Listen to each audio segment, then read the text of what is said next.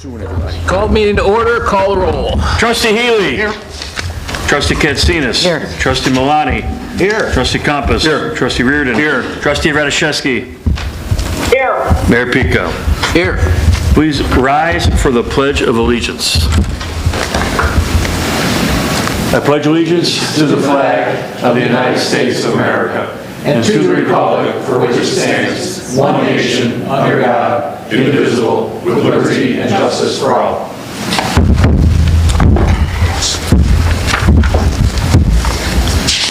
Approval of the December 5th, 2022 regular meeting minutes.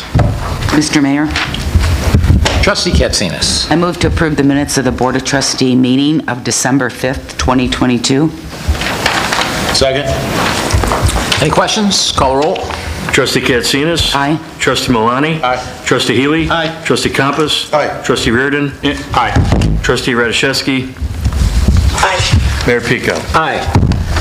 Retiree Health Insurance Trust Board appointments. Mr. Mayor, Trustee Katsinas. I move to advice and consent to the appointment of Marjorie Owens-Klotz to the Retiree Health Insurance Trust Board. Second. Call the roll. Trustee Katsinas. Aye. Trustee Compass. Aye. Trustee Healy. Aye. Trustee Milani. Aye. Trustee Reardon. Aye. Trustee Radishevsky. Aye. Mayor Pico. Aye. And I know Margie's watching. She doesn't need to be sworn in, so she didn't come in. Sorry that you went and got your hair done and all this for that, but I'm sure you look great at home. So thank you again for stepping up to do this. Good boy. Veterans Commission appointments. Mr. Chairman, Trustee Milani. move to advice and consent the appointment of Jim Bailey to the Veterans Commission. Second. Call the roll. Trustee Compass. Aye. Trustee Milani. Aye. Trustee Healy. Aye. Trustee Katsinas. Aye. Trustee Reardon. Aye. Trustee Radishevsky. Aye. Mayor Pico. Aye. And Jim, I'm going to call you up here and swear you in.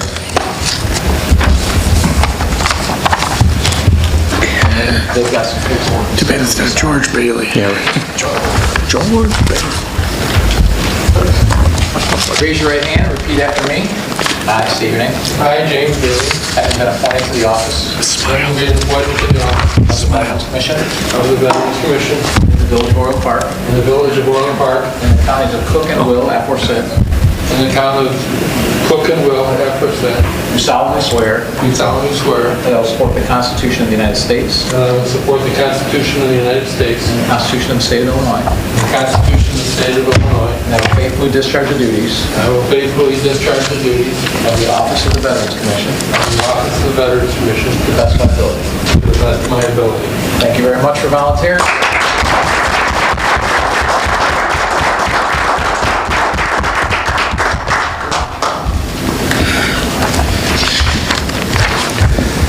So I want to thank Jim for stepping up and volunteering, and also thank him for his service and for our freedom.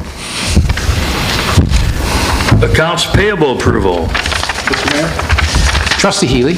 I move to approve the accounts payable from December 6, 2022 through December 19, 2022 in the amount of $5,479,858.05. Second. Call the roll. Trustee Healy. Aye. Trustee Reardon. Aye. Trustee Katsinas. Aye. Trustee Milani. Aye. Trustee Compass. Aye. Trustee Radishevsky. Mayor Pico. Aye. Consent agenda. Consent agenda, item A, payroll for December 9th, 2022. Item B, GO refunding bond series 2016 abatement 2022 levy ordinance. Item C, GO refunding bond series 2021A and 2021B abatement 2022 levy ordinance. Item D, GO refunding bonds series 2021C abatement 2022 levy ordinance. Item E, CPAC 3-meter platform and railing project rejection. Item F, storm basin stewardships renewals and new sites bid award. Item G, Sportsplex High Bay Cleaning Area 2, ITB 22-031. Item H, purchase of one Ford 350 Super Duty crew cab truck. Item I, streets equipment goods purchases and delivery. Item J, disposal of decommissioned Information Technology Equipment Ordinance. Item K, Aquatic Weed and Aerator Maintenance, ITB 22-060 bid award. Item L, purchase of one Caterpillar 2C 5000 lift truck. Item M, ClearGov Transparency Portal approval. Item N, amend Title VII, Chapter 4, number of Class A liquor license ordinance. Mr. Chairman, Trustee Compass. move to approve items A through N of the consent agenda. Second. Call the roll. Trustee Compass. Aye. Trustee Malani. Aye. Trustee Healy. Aye. Trustee Katsinas. Aye. Trustee Reardon. Aye. Trustee Radiszewski. Aye. Mayor Pico. Aye. Proposed budget for fiscal year 2023 public hearing. We will now enter into a public hearing for the proposed budget for fiscal year 2023. I will entertain a motion to open the public hearing. So moved. Second. Call the roll. Trustee Katsinas. Aye. Trustee Compass. Aye. Trustee Healy. Aye. Trustee Malani. Aye. Trustee Reardon. Aye. Trustee Radiszewski. Aye. Mayor Pico. Aye. So right now, we're going to have a discussion on the budget. We've already had multiple budget meetings. Is there anybody here that wants to address the board regarding the budget?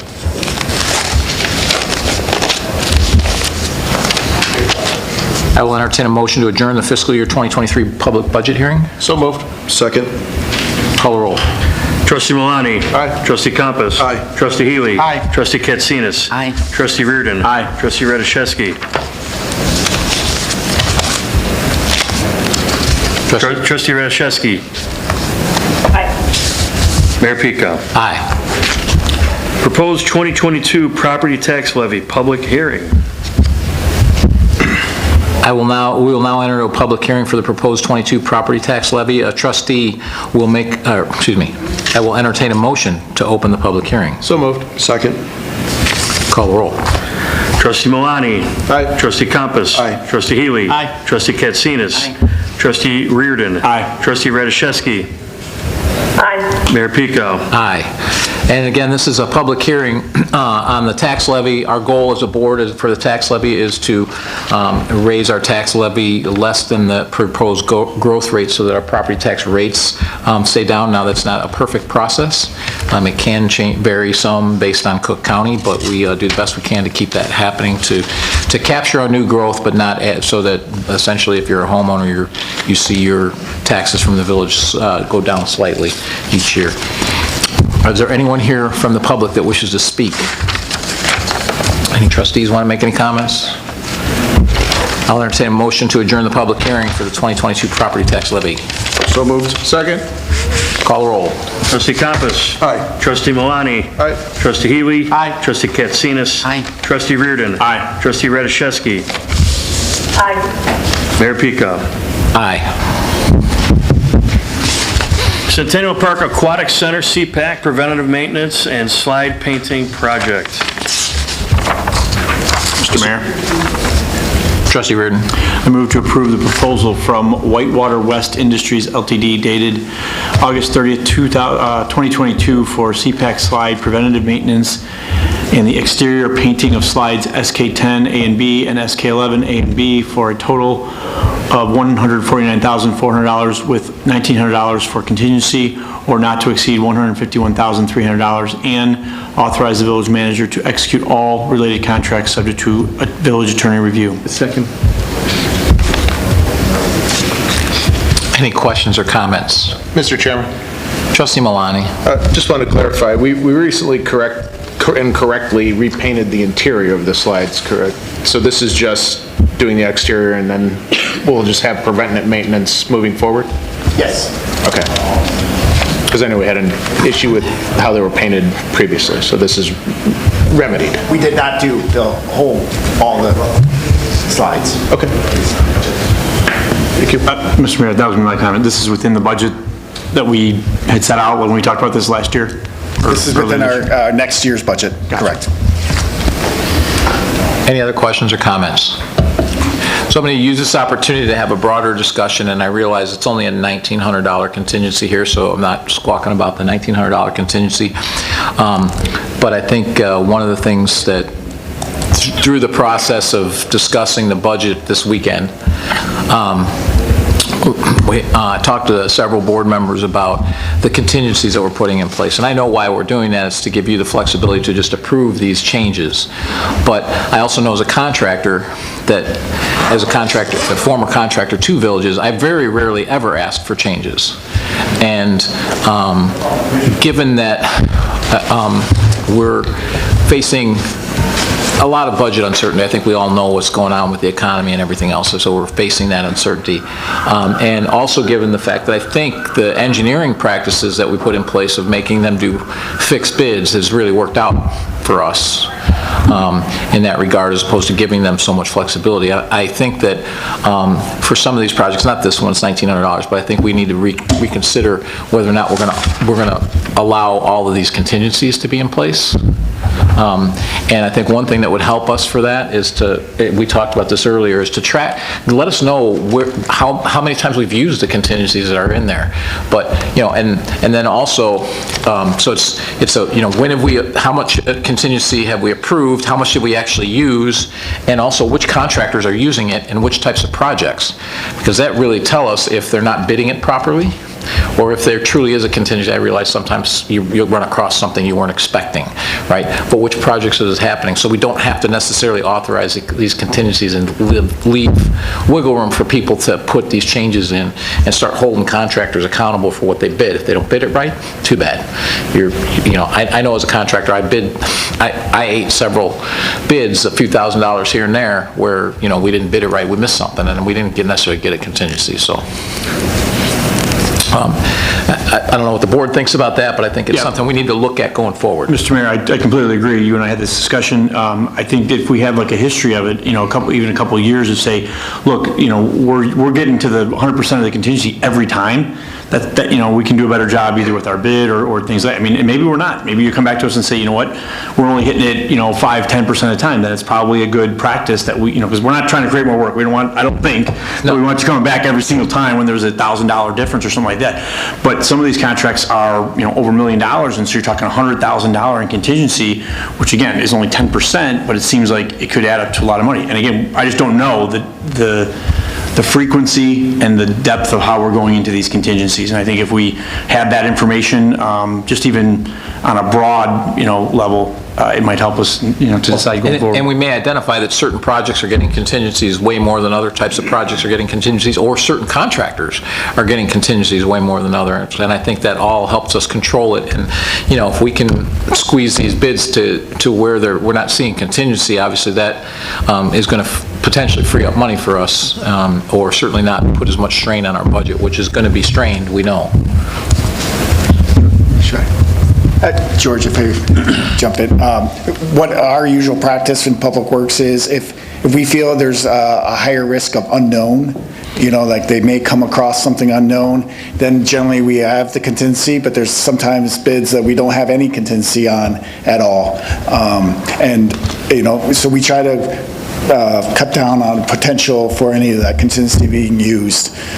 So that's our usual process. The other ones might be only if our request, if we wanted something, obviously, whether leadership wanted something to be changed or something like that, versus the contractor coming up and showing us that this is not something they bid on or something like that. So we evaluate all those contingencies, and we can provide that tracking if that's what you're looking for. I think that would be really helpful for us, like I said, especially when we start looking at capital projects where we have these big contingencies. And hey, like I said, I've been a contractor, and some of these unknowns, we factor it in. And, like I said, I think we've seen that with the fixed engineering contracts, it's definitely helped us, and we've still gotten good engineering. This is, again, more of a municipal practice than it is a private sector practice. And so trying to bring those things more married together so maybe we don't see as much contingency. And it would just be good to know what we've spent it on in the past. I think the tracking is a good idea. We'll work on a report. Okay. Just so we're clear, I don't think we're just talking about Public Works. I think we're talking about it in... Okay, I just make sure. All our contracts. Yeah, that's why I figured. Public Works is one of the major ones, right, because they've got a lot of big capital projects. Which is, okay. Call the roll. Trustee Reardon. Aye. Trustee Healy. Aye. Trustee Katsinas. Trustee Malani. Aye. Trustee Compass. Aye. Trustee Radiszewski. Trustee Radiszewski. Mayor Pico. Aye. 2023 Icon Pavilion purchase. Mr. Mayor, Trustee Healy. I move to approve the proposal submitted by Park Creation of Prospect Heights, Illinois via Goodbye Contract number 22-23-9B0000, addendum number 2, for the purchase and delivery of 5 Icon Park Pavilions for an amount not to exceed $94,520, and authorize the village manager to execute all related contracts subject to village attorney review. Second. Any questions or comments? Call the roll. Trustee Healy. Aye. Trustee Reardon. Aye. Trustee Katsinas. Trustee Malani. Aye. Trustee Compass. Aye. Trustee Radiszewski. Aye. Mayor Pico. Aye. 2022 Asphalt Paving Patching Contract Amendment Contract Change Order. Mr. Chairman, Trustee Malani. move to approve authorizing payment to Lindahl Brothers Incorporated of Bensonville, Illinois for the emergency pavement patching in the amount of $9,765.55, and authorize the village manager to execute a change order with Lindahl Brothers Incorporated for emergency pavement patching, subject to village attorney review. Second. Second. Any questions or comments? Call the roll. Trustee Malani. Aye. Trustee Compass. Aye. Trustee Healy. Aye. Trustee Katsinas. Aye. Trustee Reardon. Aye. Trustee Radiszewski. Aye. Mayor Pico. Aye. 2022 Asphalt Pavement Patching Contract Amendment Contract Change Order. We just did that. Just did that. Vermeer Mini Skid Steer Purchase and Delivery. Mr. Mayor, Trustee Reardon. I move to approve the use of Sourcewell Cooperative Purchasing Contract to award the purchase and delivery of one CTX 160 Vermeer Mini Skid Steer to Vermeer Midwest of Aurora, Illinois, per the quote Q-154-565-2 for an amount not to exceed $75,441, and to authorize the village manager to execute all related contracts subject to village attorney review. Second. Second. Yeah, so I took this off the consent agenda because at least as of 2 years ago, Vermeer was not the kind of the leader in the mini skid steers. They've also gone through the roof in the way of pricing. So I guess I could get Joel to comment on the pricing, plus if we looked at the other alternatives, you know, obviously Dingo and the other alternatives. And then lastly, one of my concerns, because I said it was for the trees, is that my experience with, you know, mini skid steer and trees is that especially the stuff we do, because we usually don't do really big trees, is that I'm not sure how much utility we're getting out of it for the smaller stuff that we're doing.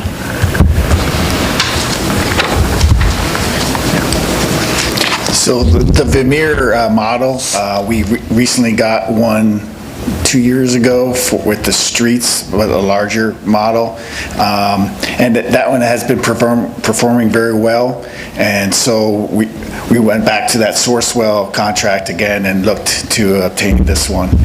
So far, so, you know. How much more was this one than 2 years ago? I don't know. I have to verify. I'm just curious because, boy, these are just skyrocketing in cost. Yeah.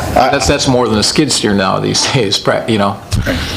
Right. I mean, so, anyways, just curious. And the usage we are looking at, some of the areas we have to do is kind of pull the brush, and so the claw can get that and kind of pull it and clear it for some of the like heavy tree wooded areas that we have to clear, so it's our tree folks doing it, but supporting, say, like our utility guys who got a stream or something like that they're trying to get in there and trying to clear that debris out of the way, so we adjust some flooding issues, but also doing tree work at the same time. And you said this was a smaller one than we got a couple years ago?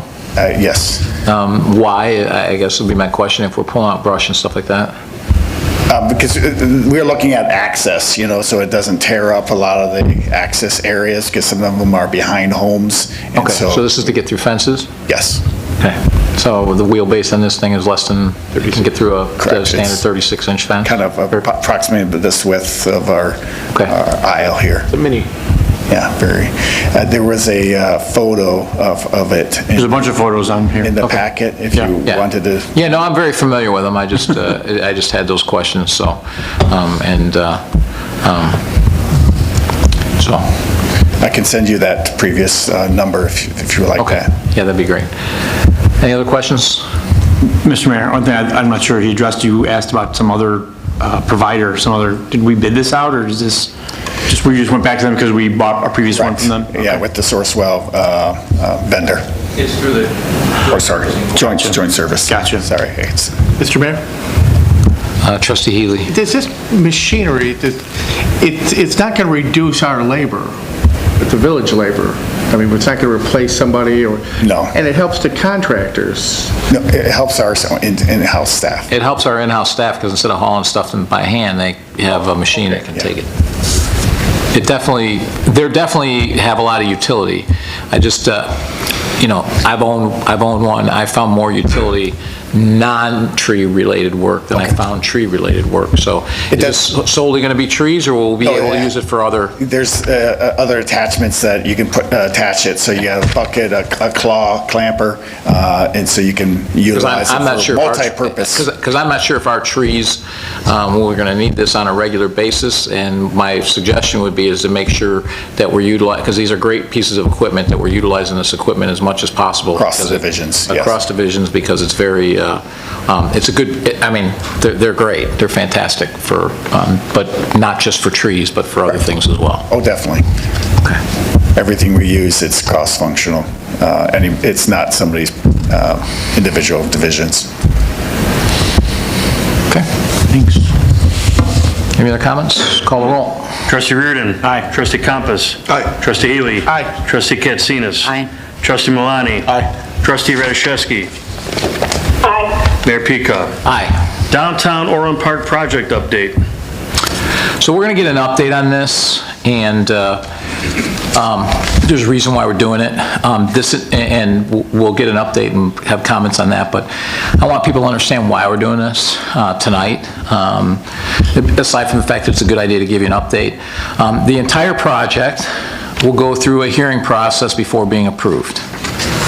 I wanted to make sure to get you this update on the triangle due to a handful of wholly inaccurate, racist, and vile robocalls that were sent regarding this development. Aside from being fabricated, these calls, as I said, were racist and vile. A reminder that the village... What? Do we have something going on? I'm trying to get the mic to work. Everything working? Okay. A reminder that the village has filed suit against Mike Henry for other robocalls containing vile and defamatory statements. More recently, Mike Henry has followed up these robocalls by repeating them on social media sites like Nextdoor. And we will be looking to include these latest ones as part of that ongoing litigation. We believe that there is little doubt that the court proceedings will find that Mike Henry and others are responsible for these robocalls. Also, please keep in mind that Mr. Henry's background includes the following. He's been barred from filing federal cases in the Illinois Northern District. He's a felon convicted of threatening a federal judge. He pled guilty to threatening public officials at the IRS. A federal judge in Louisiana recommended that Mr. Henry be incarcerated in a federal facility near his home, where he could have access to mental health treatments. He has had over a dozen frivolous suits dismissed. He owes the village over $10,000 from a court-ordered judgment to pay for attorney fees regarding these frivolous lawsuits. He also used an email that was clearly fabricated to try to substantiate his claims. That manufactured fictitious email was also used in another lawsuit within hours of Mr. Henry using it. The person filing that lawsuit stated under oath that he received that email from Jerry Gorman, the husband of Liz Gorman. This is important because in court, Mr. Henry has stated that he just gets the transcripts and does the robocalls. In other words, someone else is pulling the strings and creating the content. We also know from numerous sources that Mr. Henry's and Mr. Gorman's and the Gormans have worked together on robocalls for decades. Well, it doesn't take a genius to connect these dots. It does take years in court to get a resolution, particularly in Cook County courts. We will continue to seek remedy from the courts for these anonymous, dangerous, vile, and in this case, racist robocalls. And that's why we're having this update today, so that you can get the facts on this. But these have continued, so we want to make sure that you understood why we're doing it. And with that, I'll turn it over to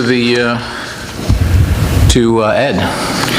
So before Ed comes up here, just wanted to remind the board at the May 9th board meeting, the village board approved the conceptual plan, and then subsequently at the August 15th meeting, the board approved initiating negotiations for a master development agreement with Edwards Realty. So the negotiations with Edward Realty are ongoing, and we're very optimistic that we can get to a MDA. So what Ed will do right now is he will go through the different parcels here, and you'll see they're parcel A through C, and he'll just talk about where we are right now with Edwards as far as their conceptual plans. Here. I've got a microphone right here, and you can use this. There we go. Oh, got it. It comes off the stand, too, if that will be easier.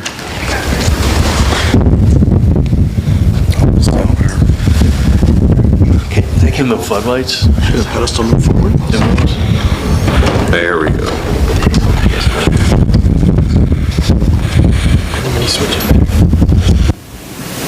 Got it? All right. Understood. Okay. Thank you, Mr. Mayor, the rest of the Village Board of Trustees. The most important thing to note as I walk through some of the land uses that the selected developer is contemplating is one of the first things the mayor said, that while we are identifying the most, to date, what has been the predominant land use for each parcel, each one of these will have, this entire project will have to come back for Village Board approval through the standard planning and zoning process. So this is by no means the final approved plan. But for parcel A, which I'll then identify on the map and display, they are proposing for the first level 32,000 square foot of commercial, which includes a mix of restaurants and retail to sort of capitalize on the pedestrian street that Jefferson will become. And in addition to that, they will have 17,500 square foot of office. Parcel B, which is directly adjacent, and Let me jump in for just a second. Remind all the people watching that these pictures, what you see on the left-hand side, is not up to date. What Ed is giving you is the up-to-date number. So there's things on there on the left that were previously proposed, so this new one is... Correct. So that's a very good point. And as we've gone through this process, we've gone from a wider range of land uses to ones that are more suitable for the market and the time being, as well as for the area where they'll be placed. So previously there was a discussion of land uses that ranged from commercial all the way to residential, hotel, and different entertainment type uses that are listed on the exhibit that's being shown, but what I'm telling you is the most currently what has been proposed as the most likely land use to be selected. So thank you very much, Mr. Mayor.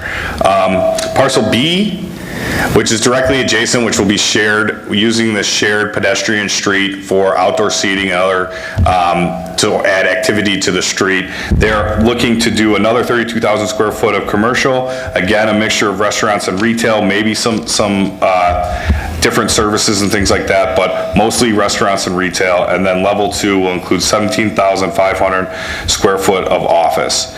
All these are being vetted currently, and that shows exactly what the most preferred land use selection that the village has been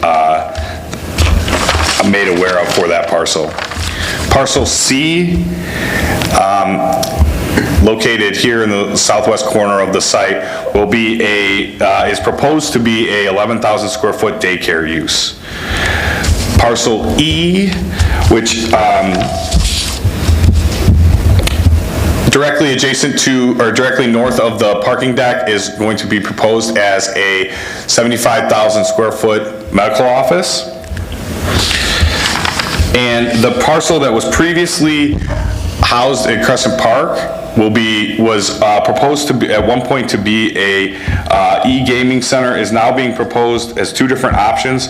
One would be a 78,000 square foot auditorium and entertainment venue with 2 rooftop restaurants, and the other would be potentially a 10,000 square foot entertainment user. The village prefers, obviously, the 78,000 square foot entertainment user. It's a better use of the land. It's a better use of the space overall, and the 10,000 square foot, and it serves as a more significant draw to the downtown overall.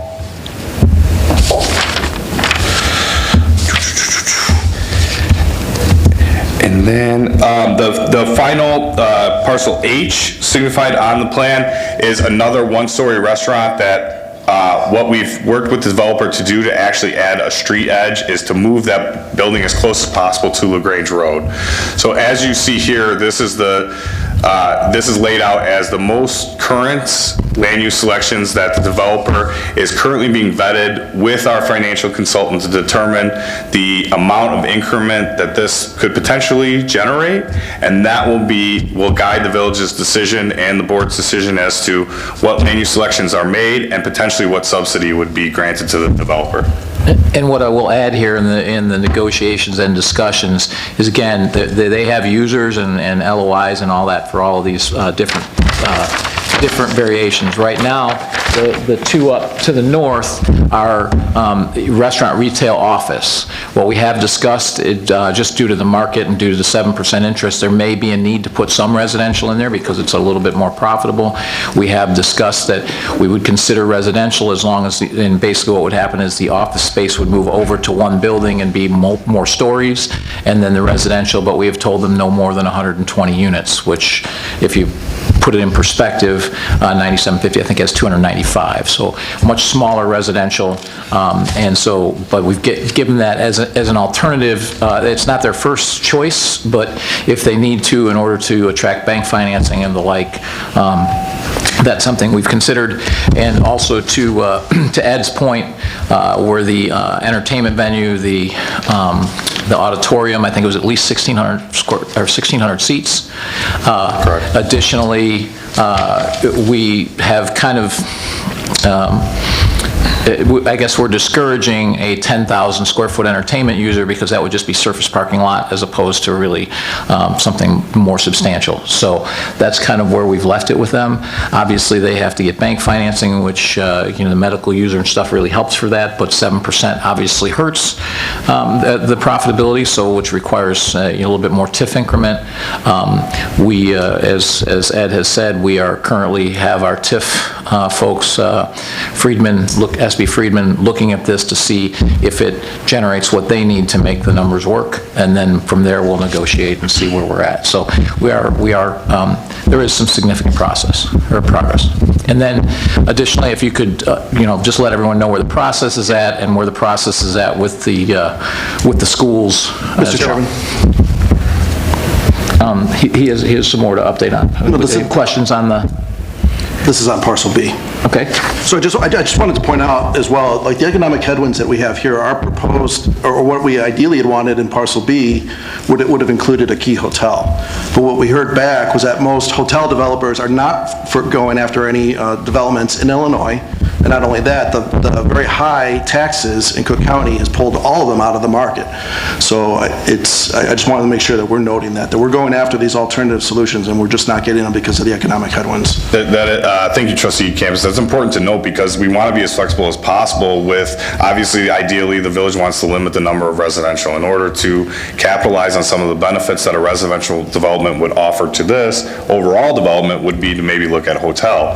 But there's barriers to the market that prevent that from happening. So part of the reason why the mayor and the board are considering residential is because of that specific barrier that won't allow hotels to be developed, so.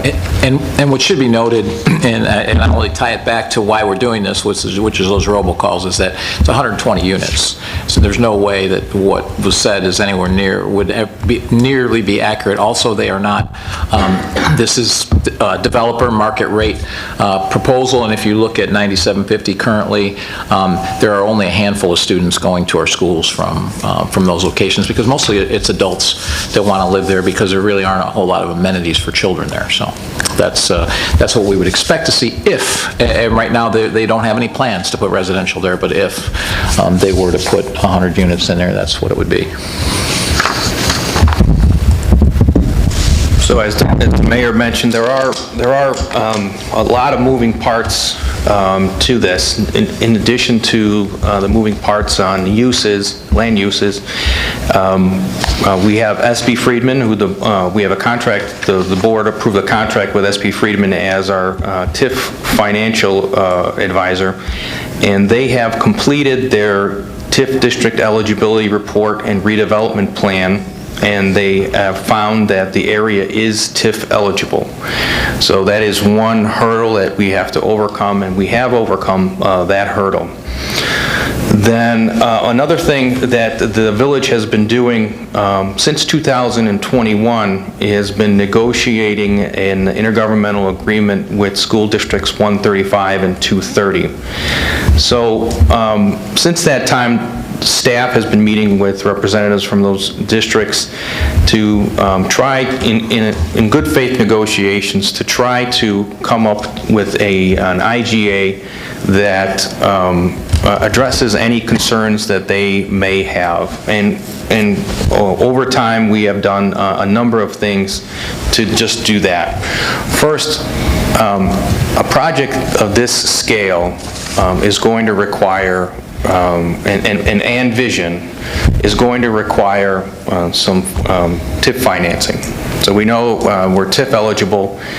Right now, the increment for these parcels, because the village owns them, is 0. If nothing happens there, the taxing bodies will get nothing because we own it. It's a 0 increment. So initially, we had recommended that we would extend the TIF. The TIF was established almost 20 years ago, and it's only now that we have a plan that's kind of coming to fruition. So if we go ahead and establish, first we initially wanted to extend it, and that we would have that ability to do that for 13 years. We met with the school districts, and they raised some concerns with that, and we heard them, so we amended our plan. Instead of extending the TIF, what we were going to do is exclude 9750. We were going to create 2 TIFs. We would keep the Main Street Triangle TIF, and that would be amended down to make it a much smaller TIF. And then we would create the Downtown Orland Park TIF. Downtown Orland Park TIF would be the original TIF boundaries, but it would exclude 9750. It would exclude the University of Chicago parcels. 9750 would not be in any TIF district then. Since it's the only property there that actually generates increment, what was going to happen was all of that increment would have gone to the taxing bodies, all the respective taxing bodies, 5 years in advance of when the TIF would naturally expire, which estimated to be $4.3 million. It was going to bring back $4.3 million to the taxing bodies. So we started this in 2021. We thought we had overcome all of the obstacles. The one obstacle was student reimbursement, meaning if any students came into the TIF district, the TIF Act provides for student reimbursement, and then it's subject to interpretation, but we made it clear our interpretation was that any students that would come into that area, they would each individually be eligible for reimbursement. So that was the last obstacle as far as we were concerned. And so we started we drafted the IGA. We presented the IGA, and we're really just kind of now at this point have to make a decision on that 9750. As the board may recall, a few weeks ago, there were a number of procedural steps that the board approved relative to the TIF district, reimbursement resolutions and ordinances. We are now at a point where we need to proceed forward. We have to make a decision on 9750, whether that's going to stay in Main Street Triangle TIF, Downtown Orland Park TIF, or it will be excluded from any TIF. We've sought feedback from the districts, and we haven't gotten it. So at this point, we're really just looking to the board for some direction as how to proceed with that. And as the board knows, I sent an email to the school board members saying we need an answer by the end of the month because we need to know what we're going to do. So with that, I'll turn it over to you guys for questions or comments. Mr. Mayor? Trustee Katsinas. Didn't at one time the district ask us for an impact fee study, or we were going to get impact fees for them? However, we were waiting on a demographic study. Have you ever received that? What is the status of that? So that is one of the, it's a great question because that was the next thing I was going to talk about was the impact fee ordinance. So the village collects impact fees on behalf of the school districts. The impact fee ordinance that the village is utilizing right now is about 10 years old. So things change, and those ordinances need to be updated periodically just to make sure they are in line with law. So as we were going through our negotiations with the school districts, we also brought up that we need to update the impact fee ordinance. What would include, the impact fee ordinance would be updated, but also we would look for a separate IGA whereby the village, as a conduit for collecting the impact fees, the school districts would be giving us that authority. So a very important element to update an impact fee ordinance is a demographic study. So the school districts did initiate a demographic study. My understanding is that they've completed it. We haven't seen it. That's the last element that we need to really wrap that whole thing up. So that's where that's at. And George, when do you think that study was completed? I think it was 3 months ago, maybe. Okay, and can you just explain what impact fees are for people that listening that don't understand what they are? So an impact fee is a development comes into place, right? And we understand that it's going to have an impact on various districts. In this case, the impact fee ordinance that we're looking to adopt would provide initial funding for the school districts based on the type of residential development that occurs. It's only for residential because the theory is residential has the possibility of bringing in more school children.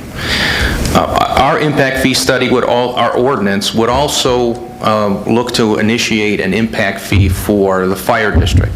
It's a very common thing to do because the greater impact greater development has a greater impact on the fire districts. So it's really a developer paid fee that goes to the separate districts to help them recoup the costs of added services. And also with taxes a year behind, many times those services are provided right away. They don't seek the relief until well into the future. It's kind of interesting that you'd think an item like this that would bring additional funding into their budget is not a high priority. I know for this board it would be. Yeah, it should be a high priority for everybody, especially since it's 10 years old. It has the possibility of being challenged legally. So that's why we have to go through our ordinance. We have to make sure they're up to date, and that's a very important thing right now. Thank you very much, George. Very good explanation. Mr. Mayor? Trustee Reardon. On that same point, have they given you any reason whatsoever as to why they either haven't shared it with you or, what the results are? Is it delayed for some reason? Do they not like the results of it? I mean, we're looking for anything here because it seems like it's going to help them. From what I've gathered, they disagree with some of the findings. That they hired the people to do, they're disagreeing with their findings. Right. Thank you. And whether that's, that's my understanding. Yeah, I understand. Mr. Chairman. Trustee Malani.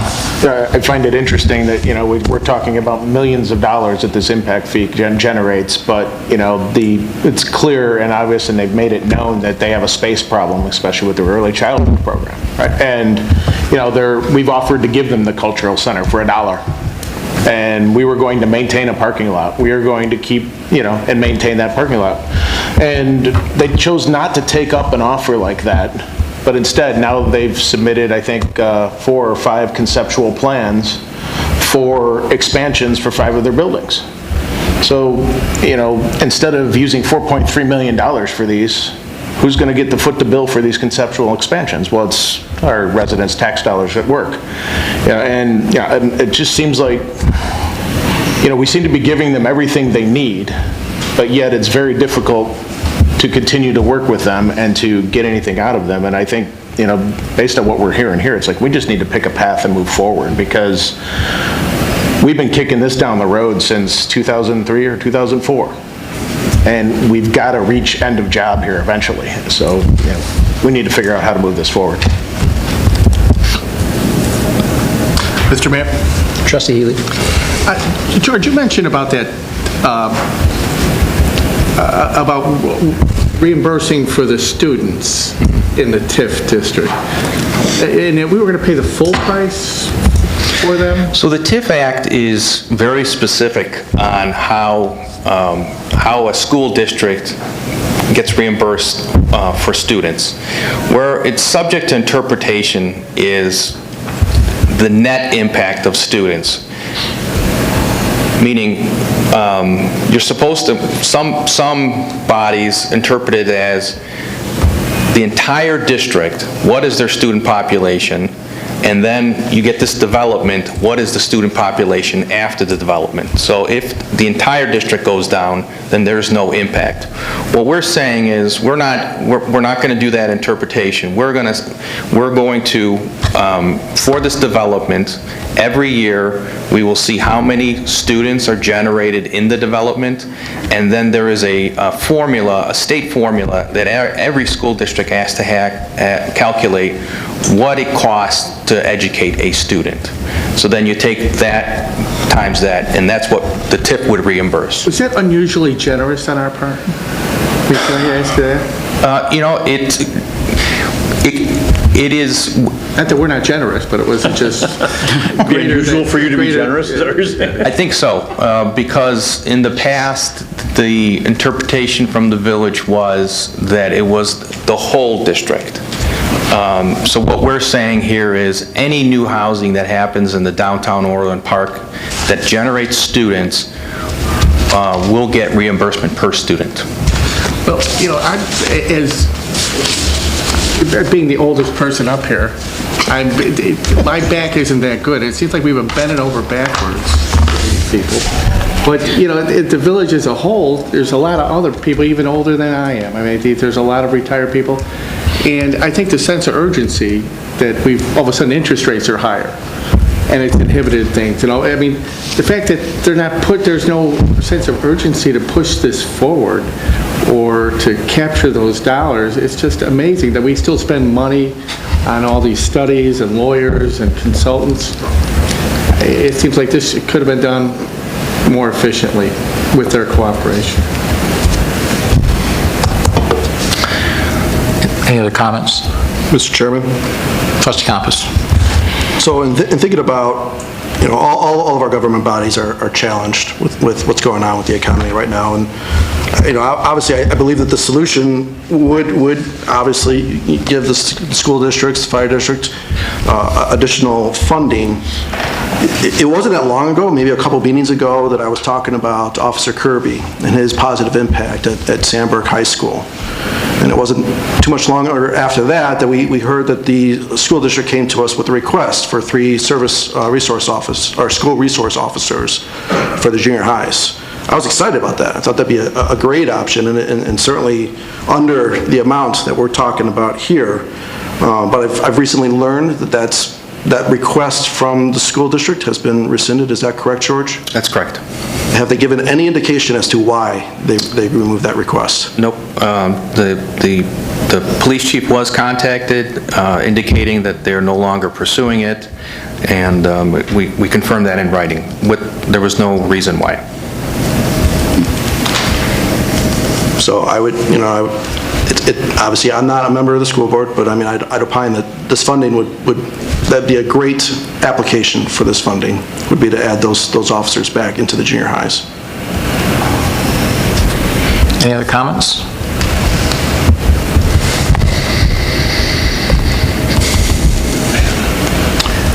Well, I think the trustees have made some good points. They didn't mention as well that, we offered to fix the fields at High Point. It was about, what, $3 million, George? And what we wanted was an IGA for 30 years, because obviously we're going to spend $3 million of our money. We've had an IGA for 40, except for 3 years when the boards were fighting politically, and we just wanted to alleviate that, and keep the same IGA we've always had, which is they get priority and we maintain the fields like we do now, and we schedule them when they're not doing that. Is that, so we had that as well. And we haven't been able to get that done either, correct? So we're subject to, we have 5-year agreements, but we can't get anything beyond the 5 years. So just as you had said, the village is seeking a longer-term agreement if we're going to invest $3 million. Right. Okay. And then the other thing that we're working on as well is to secure a right-of-way from the Forest Preserve for the west side of Park School to give kids safer entrance, which is obviously, it's benefiting the schools. And we're negotiating to trade some of our assets to make that happen. It's not a cost to the school, we're just doing that for the school, correct? Right. Another IGA that the village is working on is with the Cook County Forest Preserve District for some land swaps. We'd get easements along 143rd, including securing easements for Park School that would create a loop for school buses. Okay. Well, I mean, I look at the board, and I think we've acted with the residents and families of Orland Park in mind in total, rather than a Village of Orland Park, our budget perspective. Obviously spending money on the parks and, the right-of-way and other things that have been mentioned here. I think it's because we recognize the importance of good schools for the vitality of our community. From my perspective, these things are just obvious win-win. I don't really understand why they're not getting done. As a resident, it concerns me that a demographic study, which we understand is done, it hasn't been released. I'd be surprised, based on everything we know what's going on in the state of Illinois, if it's not showing some declining enrollment. And I'm sure that it's also showing population shifts within the village as well. Again, I'm not a board member, but if that's the case, I would think that additions to schools at the cost that they could be, especially when you're not taking the money that's being offered here, doesn't make a lot of sense. And shifting school boundaries for those schools, you're still in District 135, is maybe more financially stable. Also, it needs to be done from time to time. I know it was recently done in District 230. I think they recently did some of that. And yeah, parents do complain a little bit, but they get over that relatively quickly because it's all about the curriculum and the teacher that you have. Not necessarily about the school that you go to. And I certainly went through it when I was in District 135, and my kids went through it when they were in District 135, so I think we've all dealt with it. But to Trustee Compass's point, we sit on the village board, not the school board. We're not privy to all the inner workings of what's happening there. Those are decisions for the school board to make.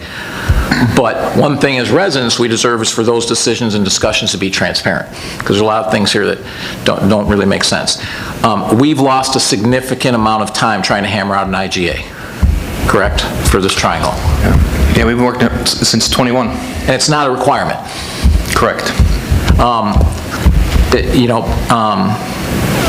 Because we do represent the village of Orland Park, in the absence of being able to find win-win solutions like we've brought up, I think we need to find winning solutions for the village that at least don't negatively impact other taxing bodies wherever possible.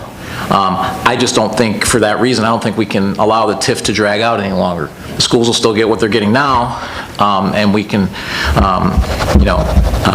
we can shrink the TIF down and include 9750 in it. I think you know that, as I mentioned earlier, I sent an email to the school board highlighting that fact, that we need a decision by the end of the month, or we're going to have to do a different, in my opinion, we have to go in a different direction, redraw the TIF, leaving 9750 in the TIF until it expires. It's getting more expensive to do the project. We can't keep dragging this out. We got to get it done. So what I would like to do is ask the board if they concur to give direction to proceed with the plan I just outlined. Obviously, it won't be done overnight, but to start that process if the school boards don't move forward by the end of the month. All in favor? Aye. Joni? Aye. Aye. All opposed? So George, if you could start going down that path. Obviously, we'd have to vote formally once we have to make actual action. This is not an action, this is just a direction for you to, from a policy perspective, to start pursuing this as an option. But I think the board unanimously, we have to move on. 2021, I mean, it's just, we got to go. At the end of this month, if we don't have significant progress on an IGA, then we will give direction to Friedman and our other attorney consultants to keep 9750 in the Main Street Triangle TIF for until it expires in 4 years. Okay. Thank you, George.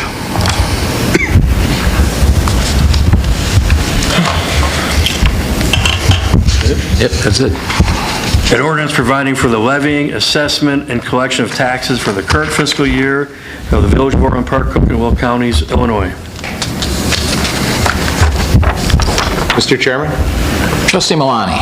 Move to adopt an ordinance entitled, an ordinance providing for the levying, assessment, and collection of taxes for the current fiscal year of the Village of Orland Park, Cook and Will Counties, Illinois, which includes a village levy in the total amount of $13,926,335 and a library levy in the amount of $6,500,305 for a total of $20,426,640. Second. Second. Are there any questions or comments? Call the roll. Trustee Malani. Aye. Trustee Compass. Aye. Trustee Healy. Aye. Trustee Katsinas. Aye. Trustee Reardon. Aye. Trustee Radiszewski. Aye. Mayor Pika. Aye. An ordinance adopting the annual budget for the fiscal year commencing on January 1st, 2023 and ending on December 31st, 2023 for the Village of Orland Park, Cook and Will Counties, Illinois. Mr. Chairman, Trustee Compass. I move to adopt an ordinance entitled, an ordinance adopting the annual budget for the fiscal year commencing on January 1, 2023 and ending on December 31st, 2023, with the following amendments to the tentative budget. Elimination of the full-time executive assistant IT position to be replaced with a part-time executive assistant in IT. Removal of the quality assurance manager, development services project manager, and HR assistant director positions. Second.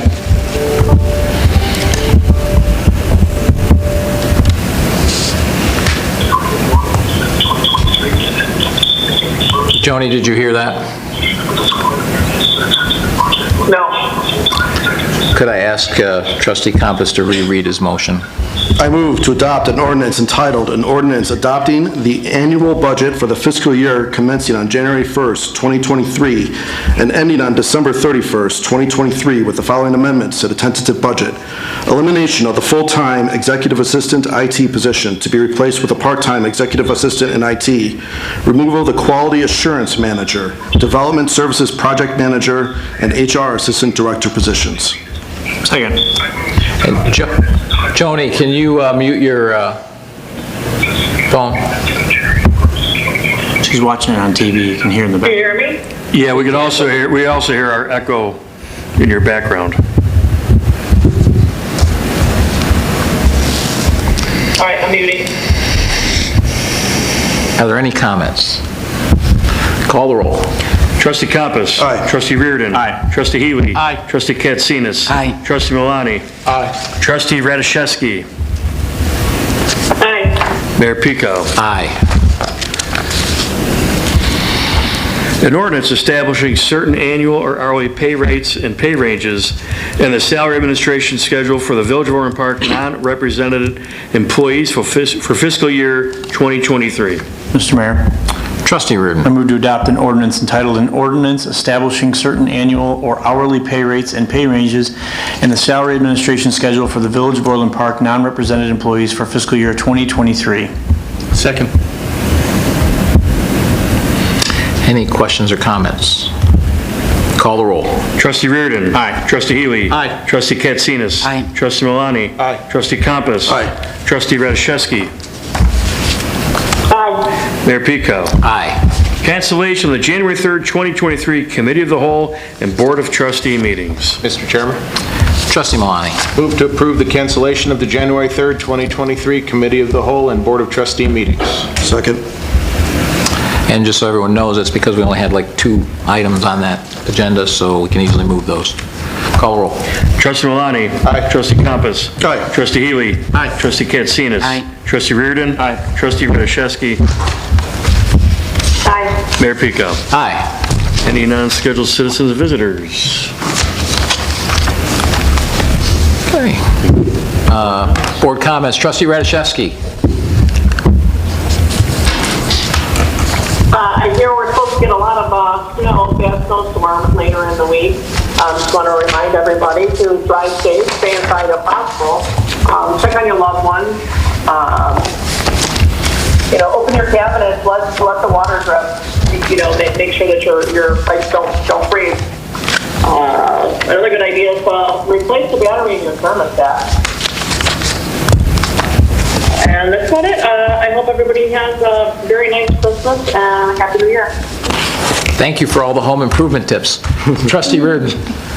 Yes, I repeat, be careful this week, a lot of snow, wind, and it looks like it's hitting in the afternoon and overnight, so commutes and all that, so be careful. Merry Christmas, happy holidays. On the budget, thanks for all the work the department did. It's a very difficult process. It's hard. We have uncertain times coming ahead, so we're trying to, do good now and trying to make sure we're, still able to do a lot of good later too. So thanks for all our work on that. The District 135, I don't understand. I know a lot of people over there. I know teachers, administrators, board members that I'm friendly with and work with on other things in my life. I have a lot of administrators in my family. I don't understand what's going on over there. They're very, very good at what they do, and it's a great district, but we impact that, and that's part of the reason why. But we're a very good town, and we have a great reputation because of the things they do.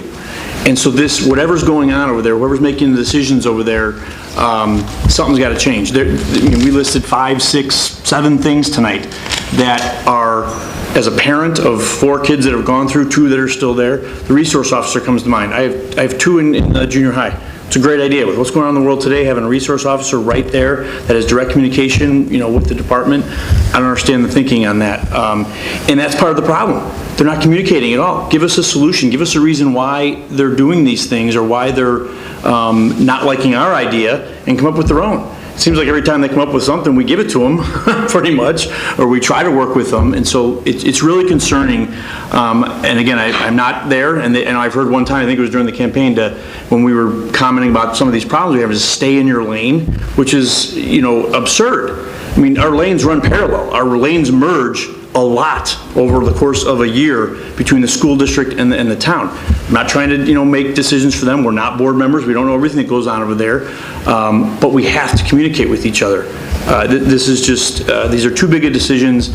These are too many, things that have long-lasting effects for years to come, that we're not, getting more information out of them, because I know there's good people over there. I've known them, some of them I've known my whole life. So it's very concerning. Sorry, that's all.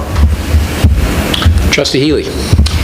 Well, I'd like to follow up on Brian's comment. I'd like to thank George and the mayor for trying to do all they can with this thing. I mean, you guys have done great, but you've bent over backwards, and at some point you can't keep doing it. And you guys have more patience than I do for this stuff. This is just, We know that. ridiculous.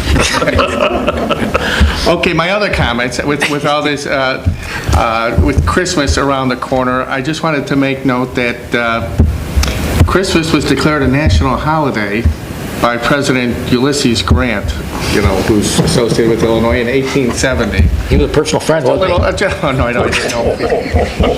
My brother went to school, I think, but there was, and also it is the anniversary of the crossing of the Delaware, who's painting hands in some very notorious places. But and the weather this weekend should remind us of the courage that it took for our founding fathers to turn the Revolutionary War around. And my final comment is, let's not forget God in Christmas. I mean, it's a religious holiday, and God seems to be fading away in our national, aura. And I just, I think we should all just say a prayer that that Christmas will be around for a while. Thanks. Trustee Compass. So I'd like to recognize a couple Public Works staff members tonight. Matt Hanna, who's an electrical maintenance technician, and Lance Shira, who's a maintenance worker with the Natural Resources and Facilities Group. Matt and Lance have both been valued members of the village team for 22 and 27 years, respectively. No matter the task at hand, Matt and Lance go above and beyond in demonstrating efficiency, positive attitude, and the skills to get things done. They both often spend long hours during the setup and maintenance of village events for our community without wavering. They both clearly take pride in helping ensure that each of these events are a success, and we all enjoy those as a community. Day to day, both gentlemen provide high-quality work and service to our village. So thank you both for your contributions and continued dedication to keep Orland Park an outstanding place to live, work, and play. And speaking of Public Works, we're currently in the middle of a winter storm, as others have mentioned here. Storm watch until Christmas Eve. That unfortunately means that we're going to be seeing a lot more of the white stuff coming down on our roads, with blizzard-like conditions and wind gusts potentially of up to 55 miles per hour. So Joel, I'd like to personally thank you and the Public Works leadership team and staff for your dedication to continuous improvement of our snow plowing program. It was good last year. I know it'll be even better this year. From what I've seen, the department's made more enhancements to make the roads safer for our residents, visitors, and our staff. So to the residents, I'd also like to remind you that cars should not be parked on the streets whenever we expect to receive at least 2 inches of snow. Streets without parked vehicles are cleared more quickly and, more importantly, more safely for our snowplow drivers. So please make every effort to comply with this. We don't want to have to write tickets. We don't want to tow anyone. Please remove your cars from the street so that we can get them cleared quickly. Also, before calling to complain that your street has not been plowed, please take a moment to check the village website for updates on where the snowplows have been first. You may be surprised. We have a program that is now showing people in near real time where the plows are, where they have been. I know in the past I've even seen, I was surprised at how many times the plows have been down my own street. We may also see bitter coats, chills as low as 25 below zero during the height of the storm. So as Trustee Razdeszki already mentioned, please check on your elderly neighbors and friends and family. Make sure that everyone is safe. We do have a warming center here in the police department. And then lastly, if we are to be stuck inside, I suppose the bright side is we get to settle in with friends and family for the holidays. So I wish everyone a very Merry Christmas and look forward to an even better 2023. Trustee Malani. It was great to see out in the crowd here tonight, Joel and Kevin's eyes light up when Trustee Radishevsky mentioned that we should all go home and let our faucets drip. Everybody's pretty happy with that. However, she's absolutely right. Make sure that, you should take care of things around the house as things are going to get very cold and we're going to see lots of snow.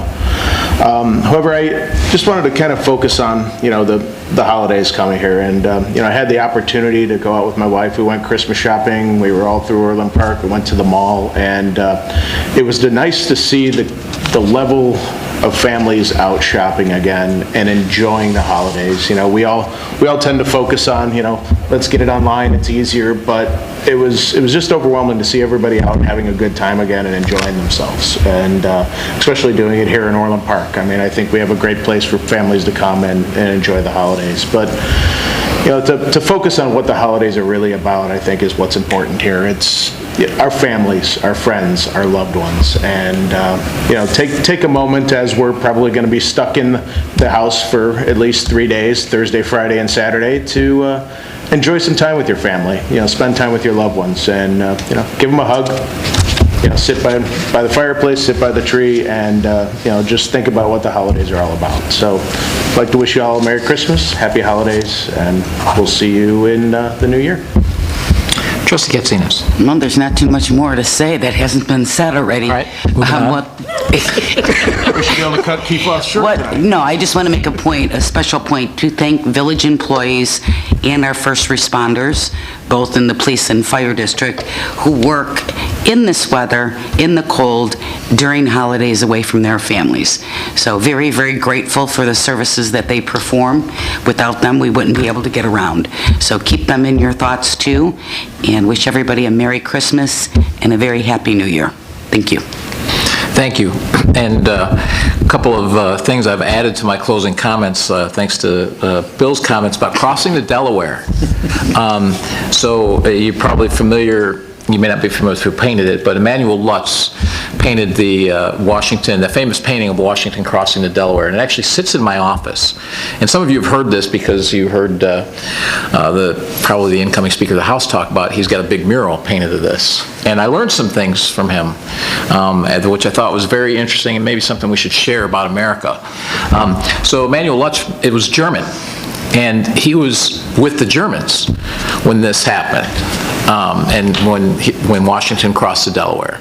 Now, obviously, he didn't cross it in a canoe or in a boat. He crossed it more in a kind of a flat boat. He didn't cross it in his full regalia like he is in here, and there probably was nobody there with a flag, either. But again, Emanuel Lutz was writing this based off his memory. It's like what America meant to him, right? What is America? And it was, Washington standing there stout. And up to this point, they had not won a single battle. And he was about to lose all of his troops because all their enlistments were going to be over. And so he needed to win, right? So he goes across. So they go across. But what's important, Emanuel Lutz does this painting, and there's a Scotsman in there, and there's an English longshoreman in there. There's also a black gentleman rowing the boat. There's a woman rowing the boat. I'm pretty sure that there weren't either one of those things actually in that boat at the time. There's an American Indian in the boat. So his recollection of Washington crossing the Delaware was what America stood for in 1776, where all of these people made up the melting pot of the United States back over 200 years ago. It's something that we should remember about our country, and this is somebody's recollection of crossing the Delaware and longshoremen, Scotsmen, woman, a black man, an Indian, all in that boat. Because that was what a German who was on the other side, that's what it meant to him. That's what America meant to him.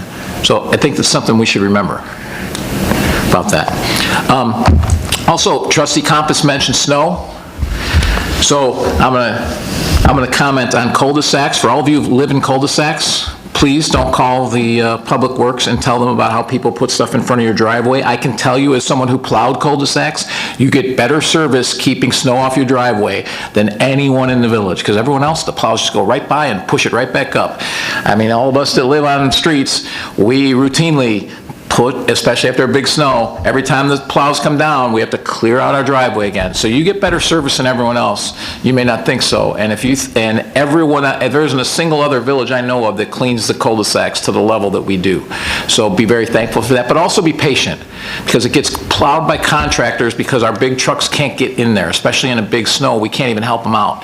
So it takes them a while in pickup trucks to plow all of those cul-de-sacs, because cul-de-sacs, trust me, a lot of going forward and backwards to make sure that it doesn't end up in front of your driveway. So, so just keep that in mind and be patient.